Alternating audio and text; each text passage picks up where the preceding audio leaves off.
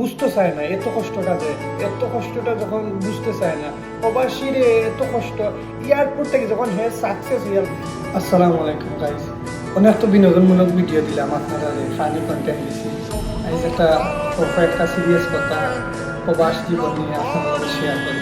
অবশ্যই আপনারা ভালো লাগবো, কারণ আমরা যখন বয়স 18 তখন আমরা প্লেনও যখন উঠার পরে গিয়ে দেখা যায় আমরা জীবনের সাক্কাটা ঘুরতে শুরু হয়। তখন গিয়ে আমরা বন্ধু বান্ধব, আড্ডা, ফ্যামিলি, আত্মীয় স্বজন, যাবতীয় সব কিছু ত্যাগ করে আমরা প্রবাস জীবন শুরু হয়।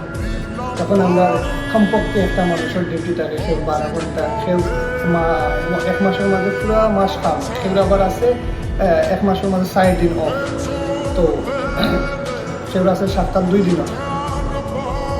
তখন ইয়ে চলে আলহামদুলিল্লাহ, একটা প্রবাস জীবন চলে। কিন্তু একটার লাগে ফেট না, ফেট হইলে একটা প্রবাস জীবন আমি দেখছি, আমি আমার নিজের থেকে পেলাম যে একটা প্রবাসীর এতটুকু কষ্ট কেউ বুঝতে চায় না। এত কষ্টটা যে এত কষ্টটা যখন বুঝতে চায় না প্রবাসীর এত কষ্ট।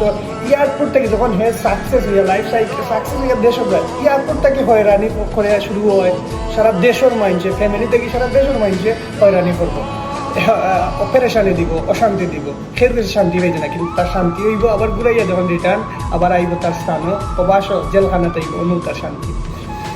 এটা আমি অনেক মানুষের বাস্তবতা ধরিয়া তুললাম। অনেক মানুষ আছে আলহামদুলিল্লাহ, আমার ক্ষেত্রে ইচ্ছা নাই, আমার ক্ষেত্রে আমি একজন এই রূপ থাকি আর আমি পোল্যান্ডে বসবাসকারী, আমি বর্তমানে নাগরিক আছি।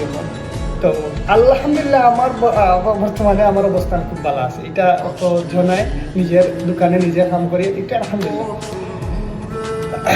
বাট মানুষের দুঃখ যখন দেখা হয় তখন আর বরদাস্ত করা যায় না। সবচেয়ে বেশি আমরা লাঞ্ছিত অপমানিত একটা প্রবাসী। আমরা প্রবাসী একটা কষ্টর মাঝে থাকি, আমরা কষ্ট কেউ দেখতে চাই না, আমরা কষ্টটা বুঝতে চাই না, আমরা মনে কিতা চাই, আমরা মনটা আমরা কোন জিনিসটা বেশিরভাগ চাইলাম, কোনটা আমরা আপনার কাছ থেকে পাইতাম চাই, কিন্তু এই জিনিসটা আমরা দেয় না। অনেক প্রবাসীর বউ বাচ্চা, বেশিরভাগ বাচ্চার লাগি, বেশিরভাগ বাচ্চার লাগি যখন ফুটফুটা মেয়ে, একটা 4 বছরের মেয়ে তো ইয়া, একটা ফুয়া তো ইয়াইব, তো এই মানুষটা যখন তো ইয়ায় তখন তার ভিতরে থাকে কিটা শব্দটা আয়, একমাত্র হে বুঝবো, এছাড়া আর কেউ বুঝতো না তার কষ্টটা। তার ফ্যামিলিরে যখন দোকান যাইবা, আমরা তো মা বোন ভাই এরা বেসার যাইবা, বন্ধু বান্ধব, আমরা এখনো ছুটো উড়েছি বলতে গেলে, আমরা তো লাগে না, তার বাদে আমরা বৃত্তর থাকি অটোমেটিকলি চোখের পানি আইব, বৃত্তর ফাটিয়া কান্দে নাইব, খেনে আইব। এই দেখুক আপনারা, দেখুক আমরা এত সুন্দর একটা দেশও বসবাস করি, এত সুন্দর, এত হাই কোয়ালিটি দেশ।